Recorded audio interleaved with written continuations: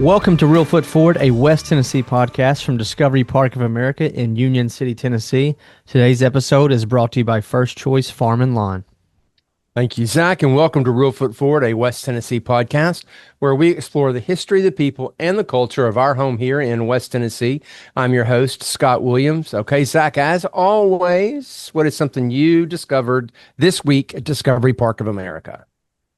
Well, Scott, today's episode has me all in my nostalgia feels. And there's many ways to get your nostalgic fix at Discovery Park America, but one of my favorites is to go out to the Hobbs Drug Store. There are many vintage signs. Excuse me. There are many vintage signs in the building, especially for Coca-Cola, and we even have some machines from the 40s and 50s for Coca-Cola that have where you can get a glass bottle for 10 cents on them. So would have liked to enjoy that. Those were loans from the Graham family, who manages the big Coke distributorship. I don't know what you call it, the big Coke place, the big place where Cokes come from here. And then they also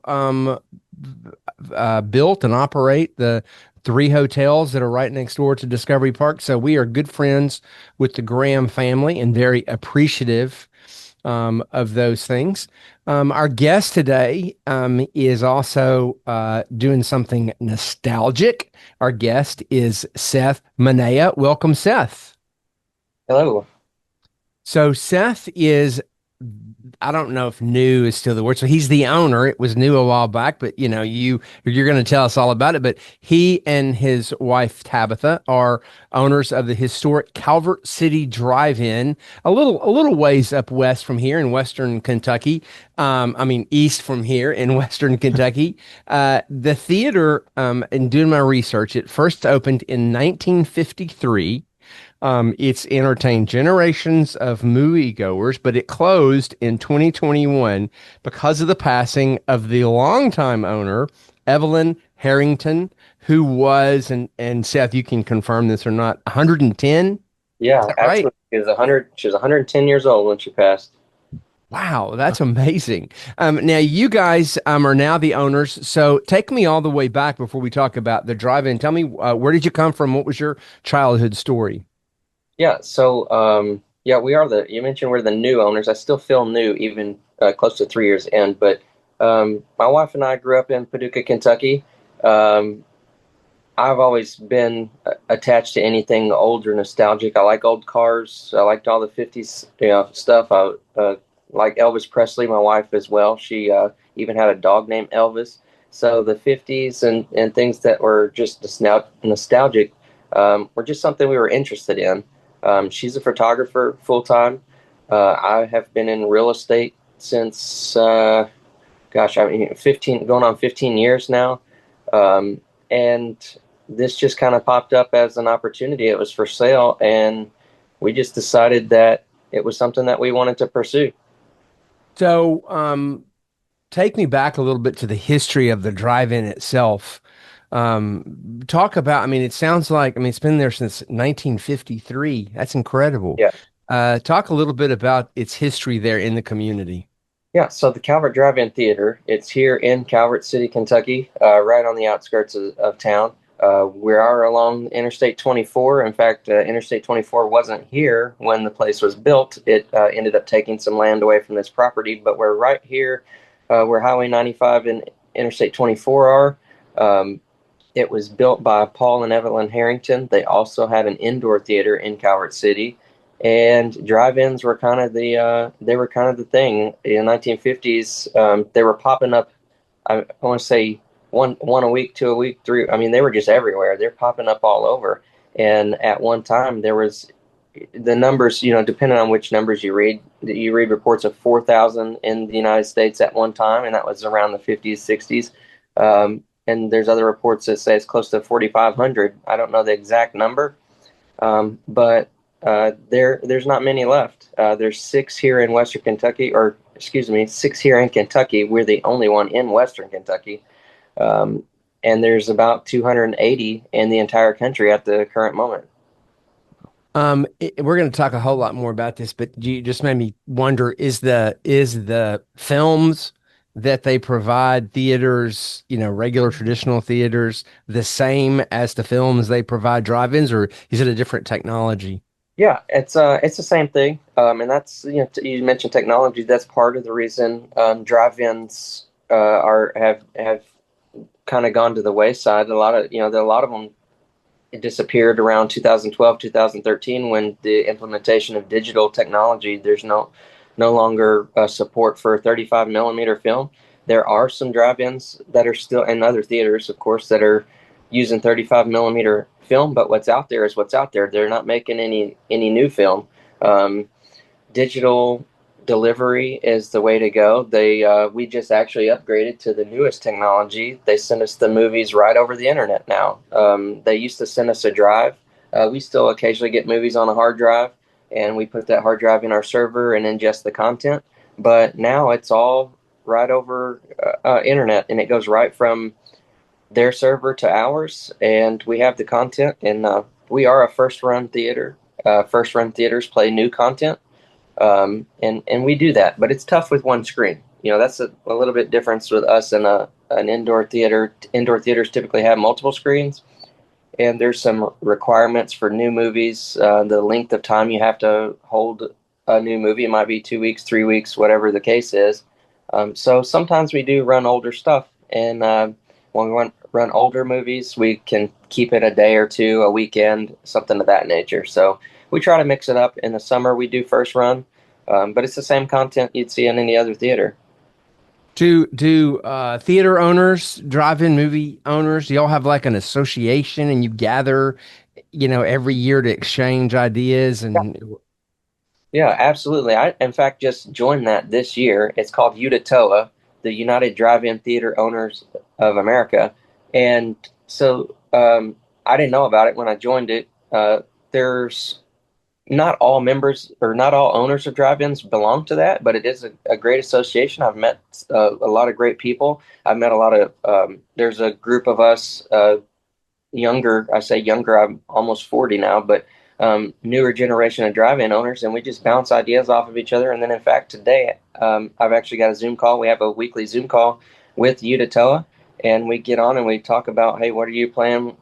How did your weekend go? What was the weather like? What challenges did you have? And we try to help each other out because we're all in this together. We're so spread out from each other that we're not really competition. This is the drive-in theater is something we're all trying to save. So we're kind of all in the same boat.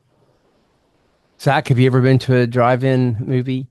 I haven't been to the Calvert one since um, Seth and Tabitha opened it, but I've been there when I was a child. Several times. The movie I remember the most that most people do is Jurassic Park, though. Seeing I dinosaurs.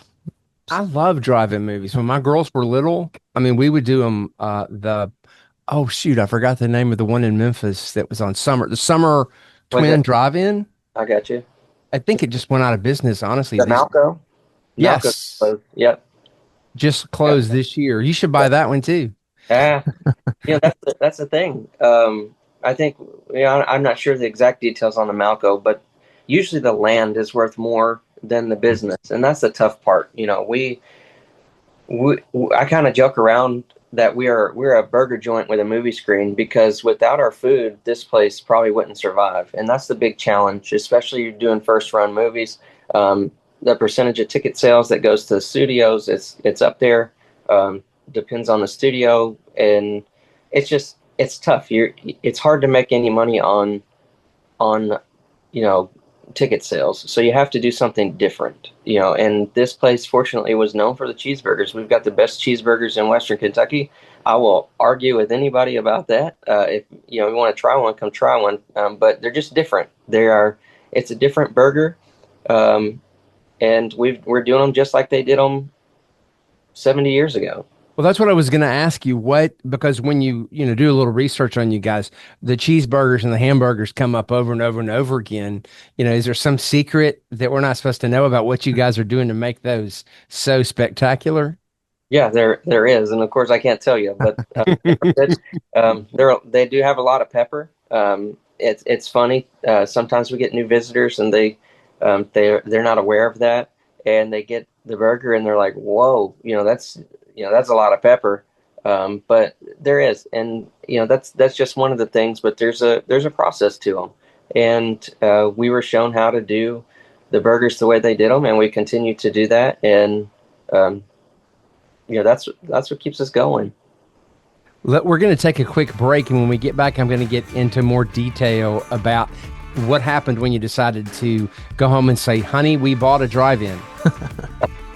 I'm not sure you want to hear that story.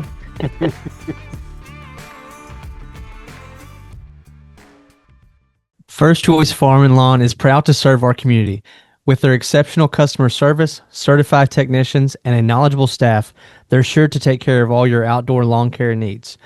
Visit them at 1800 West Reelfoot Avenue in Union City or at any of their other locations in Tennessee, Kentucky, and Arkansas. For more information, visit firstchoicekubota.com or find them on Facebook. Our guest today is Seth Manea, new owner of the historic Calvert City Drive-In. So, Seth, when we left, we were talking about hamburgers. So, your wife is a photographer, and you mentioned that you were in real estate. So, you did you come up with the idea first, or who pitched who on this idea of buying this? Well, like I said earlier, I've always been interested in nostalgic things. And when I was a kid, I'll get to the point real quick, but when I was a kid, my dad had a mechanic shop, and behind his mechanic shop was an old screen, and I didn't know what it was. Me and my brother, we were like, "What is that?" And my dad explained it to us. It was a movie screen for the Starlight Drive-In in Paducah, and it always just kind of intrigued me. And then later on, after high school, I was working at a body shop in Priorsburg, Kentucky, closer to your way down there. But I would drive past a screen and a ticket booth. It was a Cardinal Drive-In in Mayfield, Kentucky, and I always just, it would be so cool to run one. And I thought about it and thought about what would it take to run a drive-in. It was just kind of a dream, something that just kind of put on the back burner all the time. Like maybe one day, I'll do it. And then so, of course, in 2022, this place came up for sale, and yeah, I saw it on MLS. I like most realtors do. You get on the MLS in the morning and you look and see what's sold, what the new listings are, and um, you're trying to help your clients that are looking to buy or sell. And I saw this, and I was like, no way! Like this could be a possibility. We could own a drive-in movie like I always wanted to. And was your wife as enthusiastic? Not at all. She was like, how are we going to do this? We have all of these things we're doing. We just welcomed our daughter home, and we were just busy people. I mean, we we stay busy. We don't sit still. We've always got something going on, rental properties, Airbnbs, things like that. So we're always doing something. And she was just like, we don't have time to do this. And how are we going to afford this? Because it was a big expense. Any business that you buy, there's equipment and other assets and things like that, and just the expenses of running a business. But so yeah, it was several nights talking about it. We started talking about it in, I think it was November 2022, and we didn't actually, you know, get the keys to this place on May 3rd, 2023. So, it was a good 6 months at least, going back and forth on if we were going to do this or not. Now, did the Harrington family own it still when did you buy it from them? Yeah, we bought it from the Harringtons. I'm not sure, all the details, but, of course, Miss Harrington, she was 110. There were several heirs to the property. Um, Was she still working? she was in a nursing home from what I know, but she was out here occasionally. She worked on up in age. She was still at the ticket booth selling tickets, just, a few years before, from what I've Wow. heard. Did you get to talk to her any at all? Have you ever talked to her? Did you know her from visiting the drive-in or anything? No, I didn't. I didn't know her, but I still get customers today that talk about her and knew her. And the Harrington family is just a great family. Everybody who knows them never has anything, negative to say about them. They were family people. Did So the Calvert you, Drive-In ever close? Like, Did the like, Calvert Drive-In ever close? yeah, like, has it just been going until Yeah. you bought it too? Or? So yes and no, because Okay. I've done some research, and so it's been in operation since 1953. However, you got to remember we're here in Western Kentucky, and TVA is a big thing. And we're right down the road from the dam, the Hmm. dam, and this place opened in July 1953, and then in October 1953. I found some newspaper articles that this place was actually closed because there were curtailments for energy. They were sending all the energy to the plants and stuff here in Calvert. They didn't have enough power to go around, so this place closed for a little while, and it didn't reopen until December 20 or 1953. So it was, so other than that, maybe, it's been in operation um, for all these years, and they close seasonally. They close for the winter, but we've been doing a little different. We've been staying open year round. so when you first, it's yours. You get the keys. You go in. I don't know how frequently they had updated it, but did you find huge stacks of movie posters from the 1960s, or were there any hidden jewels that you found? Oh yeah, we found there's all kinds of stuff. We found posters. There's all kinds of posters. There's all kinds of equipment, old projector, things like that. Um, a lot of stuff left behind. Fortunately, the main things are updated. We have a newer projector. It's 13 years old. Our screen is only 20 years old, and our concession building it's only about 20 years old or so. So I mean, it's updated, but there were some things that are older. Just a lot of cool stuff here, just tucked away. And even my desk drawer I'm sitting at now, I open it and it's just. I wish you could see in here. It's just full of, you know, things from 70 years. I'm not going to clean it out because it's so cool to open the drawer and look down and see all the things they collected over the years. As a museum person, I think that would be a cool exhibit. The things that you found, like movie posters and things like what was the movie poster that you found, or the item that you found that was the most exciting to you individually? There was a theater. It was a stand up like display for an advertisement, and it was with Gone. It was Gone with the Wind, and I don't think it came from this theater. I think it was at the Calvert Theater in town that they owned, because there really wouldn't have been much place to display that kind of stuff here. But I just thought that was really cool because I mean that's just such an iconic movie, uh, and here it was here, in a storage building, just waiting to be found. That's incredible. Now, what have you done with all these artifacts and memorabilia that you found? We've kept a lot of it. We have sold some of it. We were just recently on the American Pickers TV show. They July 3rd, I think, was when it aired this year.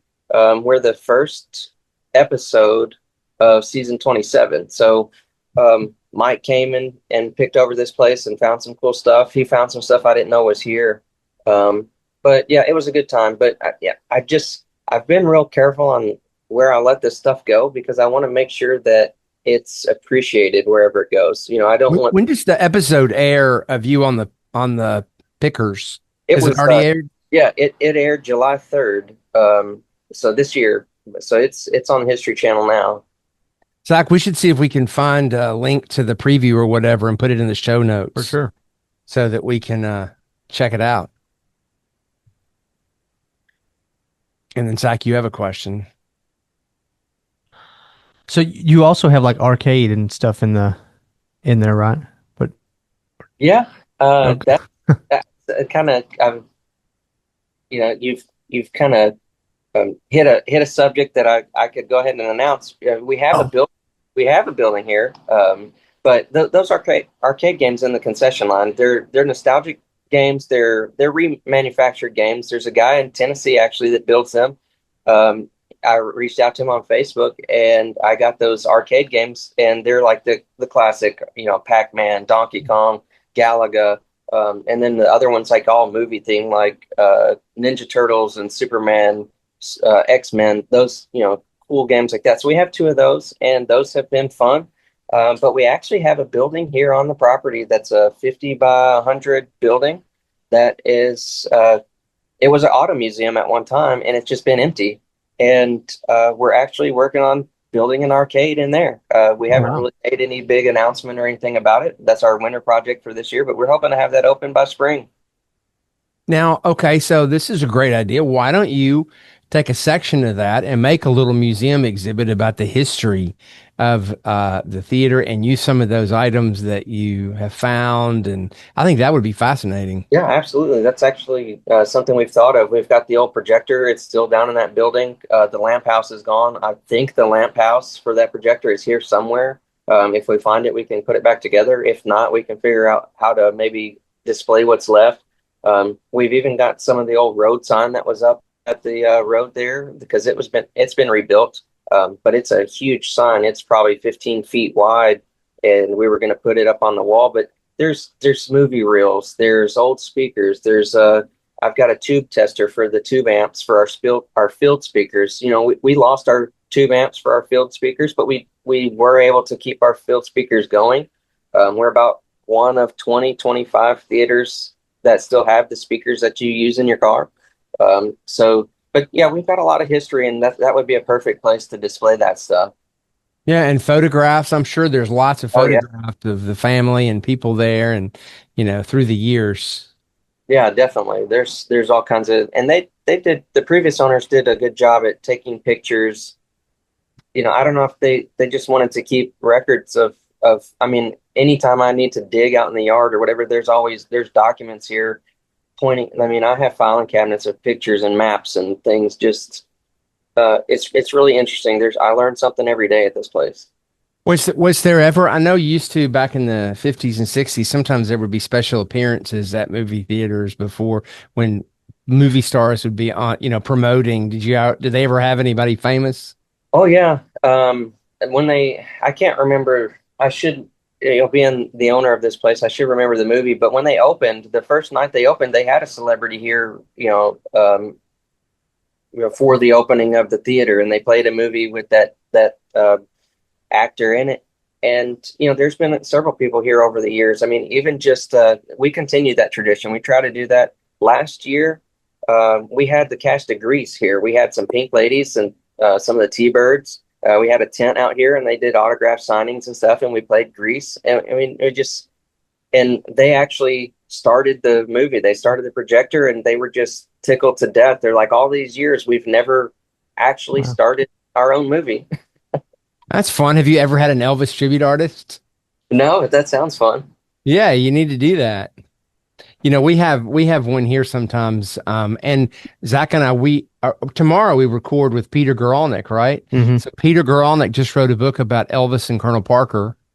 And so we always do a special Elvis week episode. So tomorrow we'll be talking all about Elvis. Scott's a big Um, Elvis guy, so he was pretty Gotcha. happy, I think, to hear about y'all's yeah, dog. yeah, I'm excited about that. That's very cool. Now you also do we ought to let people know that you do group events. Like you can rent out the theater and bring a whole group of people and they can watch movies and have those famous cheeseburgers and things like that, correct? Yeah, absolutely. We do several group things. Through the summer, we're open 7 days a week to the public, so we can't do that. But once school goes back in, like our summer season, when school lets out in May to when school goes back in August, we're 7 days a week. But any other time, we're open Thursday, Friday, Saturday. So if you want to rent the theater on a Sunday through a Wednesday, you can do that. We can do that several ways. We've got a fee to rent the place. We can do it where there's food included. We can do it where there's your guests buy their own food. There's different things that we can do. We can get creative. If you have a business and you want to have like a work party, that's an idea. We've had weddings here. We've had people have wedding receptions here.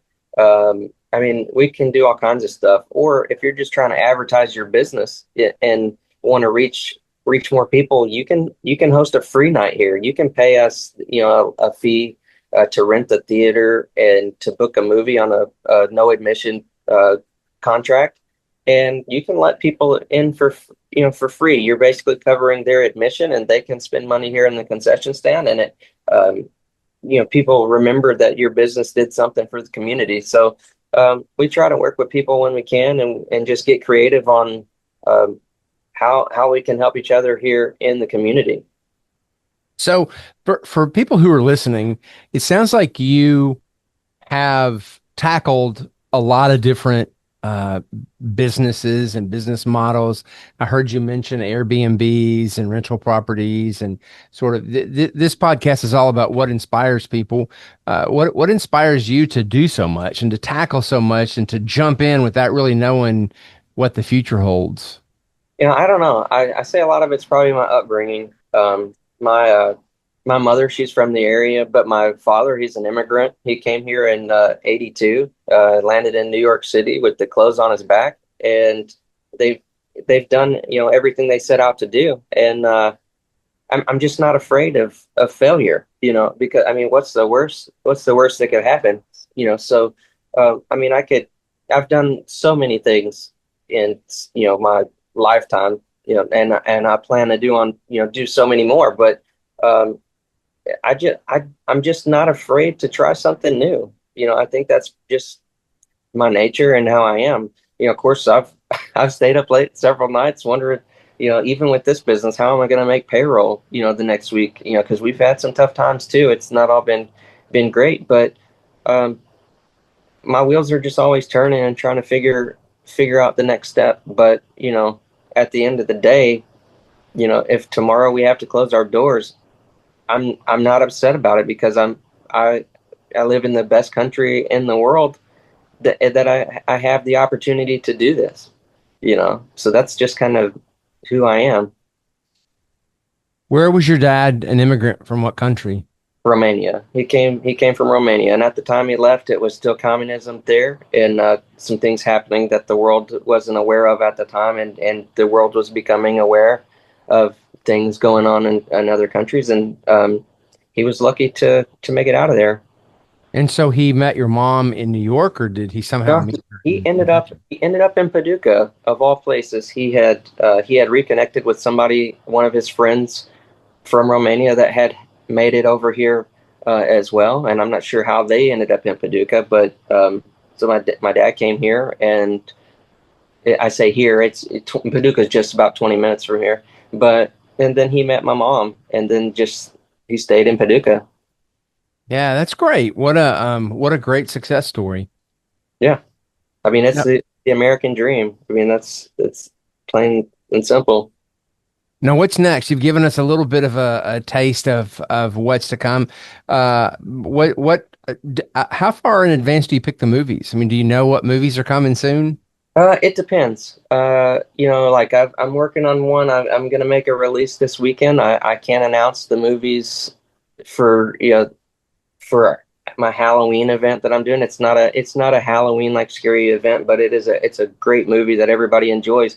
But I've I've had that booked for a long time, but the studio terms, one of the agreements was I can't release the details of that for a certain date, and they have their reasons on stuff like that. But some movies we book right, last minute. I've gone into a movie start on Fridays, and I've been on a Wednesday and decided what I'm going to play Friday. So it just depends, and sometimes you don't know terms on a movie. You might want to play a new release that's coming out, but you don't know what the studio is going to require as far as payment terms. And so until you know what those terms are going to be, sometimes it's tough to make a decision. And so, do you typically do first run out right now, or do you do vintage old movies like Grease you mentioned a while Yeah, ago? it's a mix. Like I said, like with Disney, sometimes Disney, 2 weeks, 3 weeks. Sometimes they're 3 weeks, and if a movie's really doing well, a studio can ask you to hold it over. And so the multiplexes, they've got multiple screens. If they've got a movie and they've got a requirement for 3 weeks, that's fine. They'll put it on that screen for 3 weeks. But if I take a new movie at 3 weeks and I play it, and then there's something else new coming out the next week after, I can't take that movie, because I'd be paying more to the studios than what I'm bringing in on the box office. So you got to pick and choose. Like, okay, am I going to take this one, or am I going to take that one? Am I going to play that one later. So, we play new movies. Sometimes the new movies we play might have been out a month or so before we actually play them, just because we're kind of playing, um, we're trying to move things around to where all the terms and everything work for everybody. And it's really challenging. I'd say that's part of the challenging part of this business as a drive-in with one screen. There's so much out there right now as far as accessibility to movies, streaming, for instance. By the time we play some movies, they're already out on streaming, and people are, oh, I've already seen it. It was, I saw it. But the drive-in theater is so much more than just a movie. That's the thing that I try to explain to people. You can come here early. Our gates open at 4 o'clock. The movie doesn't start till right now. It's about 8 o'clock. The movie starts in the summer. It's 9:30 because we have to have full darkness. But if you get here 4, 5, 6 o'clock, you can set out in your lawn chairs with your friends. You can bring games.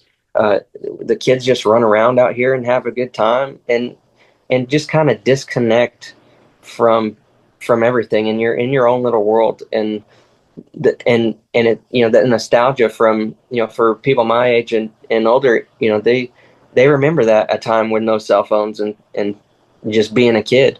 So you can do that here. You can't do that at an indoor theater. You can't do that at home. I mean, you can watch something on your TV, but it's just a different experience, this place. And trying to play new stuff to get people here to see the new stuff, and trying to play the old stuff, get people here that want to see that stuff. We just mix it up. We play something for everyone. Yeah, you're bringing back memories for me of when I was a kid and we would be leaving one drive-in movie, and another one would still be playing Right. as we were slowly leaving. And, it really is a happening. It's a different sound. It's a different audio, being outdoors. You Yeah. usually do too as well, right? Yeah, and we do two movies. I'm glad you mentioned that. The drive-in theater, it's a double feature, and that's something that is kind of, it's something specific to drive-ins. There's the double feature, and you come and you pay your admission price to get in, and that admission price covers both movies, so you can stay for both. We get people that they don't know that. Some of it's our fault for not teaching them that, but they come in after the first movie and they want to buy tickets for the second one, and we're like, you don't have to pay again. You're here. Those are some very honest people. Yeah, yeah, absolutely. And so there's good people in this world, but it's where else can you watch two movies for the price of one? And we try to keep our prices reasonable and as family friendly as I can, but in a changing world, it's tough to do sometimes. So like some older movies, are they still able, is there a catalog where you say, I want to have a Gone with the Wind night? Yeah, in some ways, like some studios have a portal. I can get online and on their portal, and I can look up their movies and see what's available, what's not. Sometimes movies aren't available. They're on what they call moratorium. You just can't play something for a specific time frame. Whether there's a streaming service that has like exclusivity on that movie, or they're planning a new movie, like a sequel, that they want you to watch the sequel and not the original. But yeah, there's catalogs of, they send out a newsletter, different studios. They'll say, hey, here's what we have. Yeah, so it's fun to look at those because it brings back memories. You're like, oh, that movie.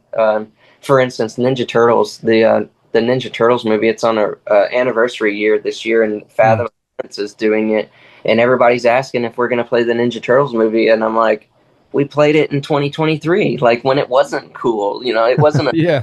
year, but it was my favorite. So I mean, I put it on the screen because it was something that I wanted to watch. Yeah, that's great. Or like a Star Wars night. Yeah, and you mentioned Star Wars. That's Disney. Old Disney is tough to get unless it's an anniversary year. They'll do a re-release. We're on the books for Disney for Toy Story. It's a 30th anniversary. So Toy Story you haven't been able to play because it's been in the vault, but this year it's 30th anniversary, and so for 2 weeks it's going to be available mid-September. So we'll have that here.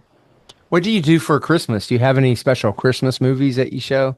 Yeah, I mean, of course, we do the favorites: Christmas Story, Christmas Vacation, that kind of stuff. We've done some black and white Christmas movies. We have Santa Claus. He visits here every year. He always comes and he's here for the kids. And we usually do Polar Express that night. So it's a fun time. Yeah, that's so fun. Your passion really comes through. If somebody wants to come and check it out, where do they go find out what movies are on? Go to our Facebook page. We keep updated more than anything because I can just quickly put information on there, and we stay so busy most of the time. But we do have a website, calvertdrivein.com, and on the website you can see our menu. You can see our upcoming movies. We're typically only have like 4 or 5 weeks out on our movies on there. Even though I do have a schedule for farther out most times. So if you message the Facebook page and say, hey, what's playing this weekend? If I know, I'll let you know. But sometimes I don't know. But calvertdrivein.com has a lot of information on there. Frequently asked questions like what to expect. I've never been to a drive-in. What should I do? What should I bring? That kind of stuff. Fantastic. Well, thank you for everything you're doing. It's so exciting, and it's got me jazzed up and wishing that I could own a drive-in. So thank you for what you're doing. Well, if you want to open one, let me know because we need more. We see them disappearing, unfortunately, each year. So the more the merrier. We want these drive-in theaters to succeed. Fantastic. Well, thank you, and thank you to all you listeners who joined us today at Discovery Park of America. Shout out to our friends over at First Choice Farm and Lawn for sponsoring today's episode. Our mission here at Discovery Park is to inspire children and adults to see beyond. To plan an experience here for you and your family, visit discoveryparkofamerica.com.